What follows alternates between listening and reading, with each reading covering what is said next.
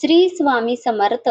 गुरुपौर्णिमेच्या निमित्ताने श्री स्वामी समर्थांचे 21 पारायण पूर्ण करण्याची इच्छा आहे का? मग हा व्हिडिओ शेवटपर्यंत नक्की पहा. आज मी तुम्हाला अगदी सोप्या भाषेत 21 पारायण कसे करायचे, कोणते नियम पाळायचे, संकल्प कसा करायचा आणि कोणत्या चुका टाळायच्या याची संपूर्ण माहिती सांगणार आहे. त्यामुळे हा व्हिडिओ स्किप न करता शेवटपर्यंत नक्की पहा. स्वामी भक्तांनो, श्री स्वामी समर्थ सारामृत हा अत्यंत सुंदर, सोपा आणि प्रत्येक भक्ताने आयुष्यात किमान एकदा तरी वाचावा असा पवित्र ग्रंथ आहे. अनेक भक्तांचा अनुभव असा आहे की या ग्रंथाचे श्रद्धेने पारायण केल्याने मनाला शांती मिळते, दुःख सहन करण्याची शक्ती मिळते, जीवनात सकारात्मक बदल घडू लागतात. संकटाच्या काळात स्वामी योग्य मार्ग दाखवतात आणि आपल्या मनातील योग्य इच्छा पूर्ण करण्यासाठी त्यांची कृपा लाभते. सर्वात महत्त्वाचे म्हणजे स्वामी आपल्या सोबत आहेत ही जाणीव मनात दृढ होत जाते. यंदा गुरुपौर्णिमेच्या पवित्र निमित्ताने अनेक भक्त 21 पारायणांचा संकल्प करत आहेत. जर गुरुपौर्णिमेच्या दिवशी 21वे पारायण पूर्ण करायचे असेल तर 9 जुलै पासून सुरुवात करता येते. मात्र काही कारणामुळे तसे शक्य नसेल तर त्याही आधी सुरुवात करू शकता. जर गुरुपौर्णिमेच्या दिवशी म्हणजे 29 जुलै रोजी 21वे पारायण पूर्ण करायचे असेल तर 9 जुलै गुरुवारपासून पारायणाला सुरुवात करता येते. अशा प्रकारे दररोज एक पारायण केल्यास गुरुपौर्णिमेच्या दिवशी 21वे पारायण पूर्ण होईल. पारायण सुरू करण्यापूर्वी आपल्याला, विशेष करून महिलांना, जर त्या काळात मासिक पाळी येण्याची शक्यता वाटत असेल तर आपल्या सोयीनुसार काही दिवस आधीच पारायण सुरू करू शकता. पारायण सुरू करण्याच्या आधी आपल्याला संपूर्ण घर स्वच्छ करायचे आहे, देवघर स्वच्छ करायचे आहे आणि पारायण करण्याच्या दिवशी सकाळी ब्रह्ममुहूर्तावर उठून, लवकर तेवढ्या उठून सकाळी स्वच्छ अंघोळ करून कपडे स्वच्छ घालायचे आहे, देवघर स्वच्छ करायचे आहे. श्री स्वामी समर्थांचा फोटो असेल, फोटो स्वच्छ करा, मूर्ती असेल तर अभिषेक घाला, एकदा पुरुष सुक्तम म्हणा आणि मूर्तीला अभिषेक घाला. अगरबत्ती लावावी, स्वामींना चंदन लावावे, स्वामींना अक्षदा अर्पण करून फुले अर्पण करावे, हार अर्पण करावे. त्यानंतर मनापासून संकल्प करावा, हे श्री स्वामी समर्थ महाराज, तुमच्या कृपेने माझे 21 पारायण निर्विघ्न आणि यशस्वीरित्या पूर्ण होऊ द्या. आता संकल्प कसा करावा? आता अनेकांना संकल्प कसा करावा हा प्रश्न पडतो, पण तो अगदी सोपा आहे. सर्वात आधी देवासमोर शांतपणे बसा. उजव्या हातात थोडे पाणी घ्या आणि ओम माधवाय नमः असे म्हणत ते पाणी खाली जमिनीवर सोडू शकता. पुन्हा उजव्या हातात थोडे पाणी घ्या. ओम केशवाय नमः असे म्हणत पाणी सोडा. त्यानंतर पुन्हा थोडे पाणी घेऊन ओम नारायणाय नमः असे म्हणत पाणी सोडा. आता उजव्या हातात थोड्या अक्षदा, एक फूल आणि थोडे पाणी घ्या. मनात श्री स्वामी समर्थांचा स्मरण करून श्रद्धेने संकल्प बोला.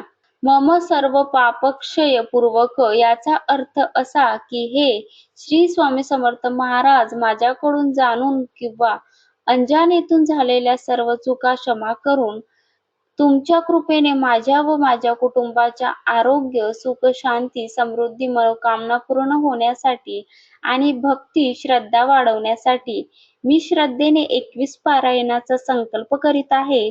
माझ्याकडून ही सेवा निर्विघ्न पूर्ण करून घ्यावी.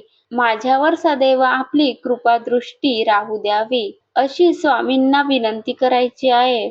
ओम तस्तव.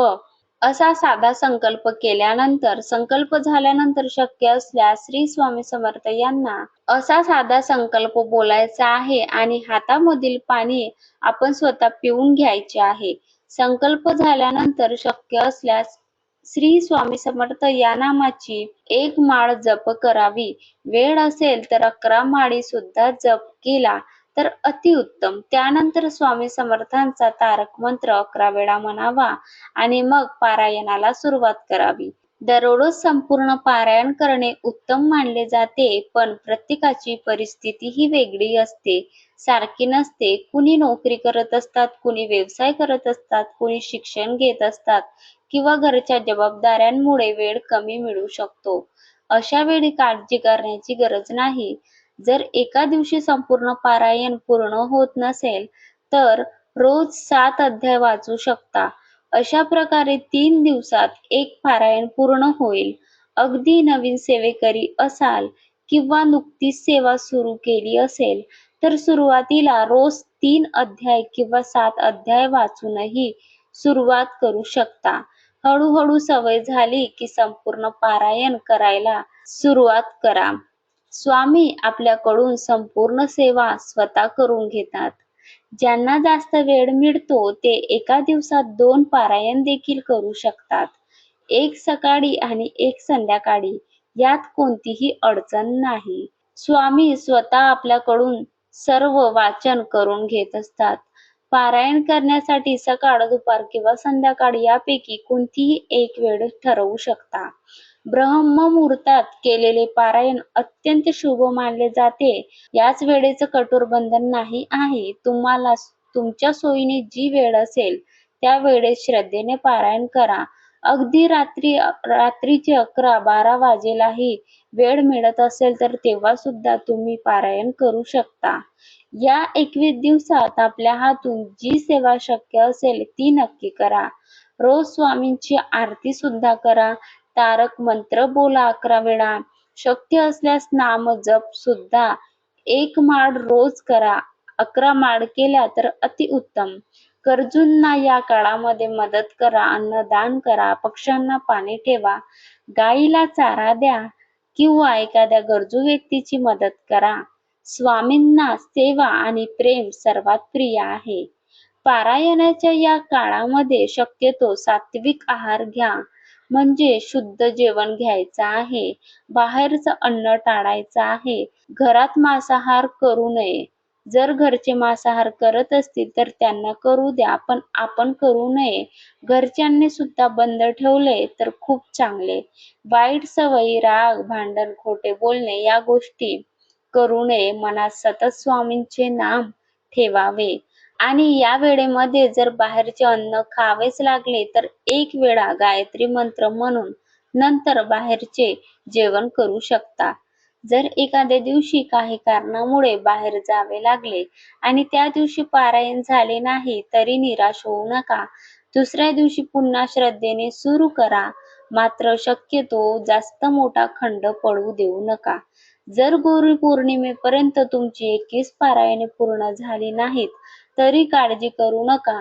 तुम्ही संकल्प केला आहे त्यामुळे गुरुपौर्णिमेनंतरही श्रद्धेने उरलेली पारायणे पूर्ण करा. संकल्प पूर्ण करणे हेच सर्वात महत्त्वाचे आहे. काही घरांमध्ये अशी परंपरा पाळली जाते की जवळजवळच्या नातेवाईकांचे सुतक असल्यास पारायण थांबवून नंतर नव्याने सुरुवात करतात. तसेच अनेक घरांच्या परंपरेनुसार महिलांनी मासिक पाळीच्या काळात काही दिवस विश्रांती घेऊन नंतर जिथे पारायण थांबले होते तिथून पुढे सुरू कराव्यात.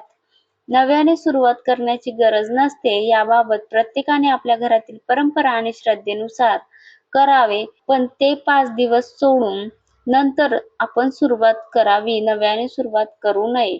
शेवटी एकच गोष्ट लक्षात ठेवा, श्री स्वामी समर्थांना मोठेपणा, दिखावा किंवा कठीण नियम नको असतात. त्यांना फक्त भक्ताच्या मनातील प्रेम, श्रद्धा, अढळ विश्वास हवा असतो. म्हणून मनापासून नाम घ्या, सेवा करा, पारायण श्रद्धेने पूर्ण करा आणि स्वामींवर पूर्ण विश्वास ठेवा. श्री स्वामी समर्थ महाराजांची कृपा तुमच्यावर आणि तुमच्या संपूर्ण परिवारावर सदैव राहो. श्री स्वामी समर्थ महाराजांना एवढेच मनापासून सांगते की तसंच अनेक भक्त म्हणतात, आम्ही नोकरी करतो, व्यवसाय करतो, दिवसभर कामात असतो, मुलांचा अभ्यास असतो, घरची कामे असतात, मग आम्हाला पारायण करता येईल का? याचे उत्तर आहे हो, नक्की करता येते. श्री स्वामी समर्थांना तुमच्याकडे किती वेळ आहे हे महत्त्वाचे नसते, तर आपण त्यांना किती वेळ देत असतो आणि तर तुमच्या मनातील श्रद्धा, विश्वास आणि भक्ती महत्वाची असते. त्यामुळे वेळ कमी आहे म्हणून कधीही निराश होऊ नका. आपण स्वामींना जेवढा वेळ देऊ शकतो तेवढा वेळ द्या. घरातील कामे आपली करून जर एका दिवशी संपूर्ण पारायण करायला वेळ मिळाला नाही तर एका दिवशी 3-7 अध्याय वाचा आणि पुढच्या दिवशी पुढे सुरू करा. घाई करू नका. महत्वाचे म्हणजे श्रद्धेने घेतलेला संकल्प पूर्ण करणे.